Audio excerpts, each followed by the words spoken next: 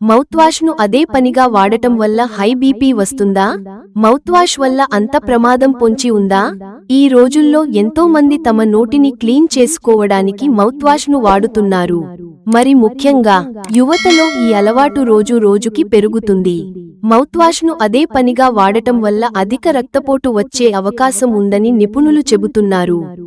అన్ని మౌత్వాష్లు డేంజరేనా? అయితే అన్ని మౌత్వాష్లు డేంజర్ కావు. రసాయనాలు తక్కువ ఉన్నవి మంచిది.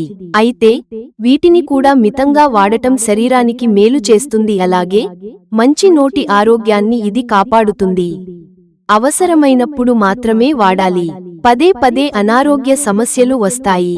పరిశోధనల్లో చెప్పిన ప్రకారం వారానికి 1 లేదా 2 సార్లు మాత్రమే మౌత్వాష్ చేయాలి.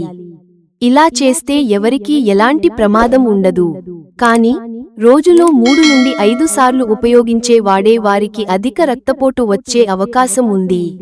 ఎందుకంటే దీనిలో మంచి బ్యాక్టీరియా నశించి హై బీపీకి కారణమవుతుందని తెలిపారు.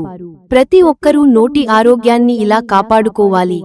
ఉదయం లేవగానే ఒకసారి పళ్ళు తోముకోండి. మళ్ళీ పడుకునే ముందు కూడా ఇంకో బ్రష్ చేయండి. ఇంకా మీ రోజులో ఫ్లాసింగ్ను ఒక పార్ట్ లాగా చేసుకోండి. ఏడాదికి ఒకసారైనా ఒకసారి దంత పరీక్ష తప్పక చేయించుకోవాలి.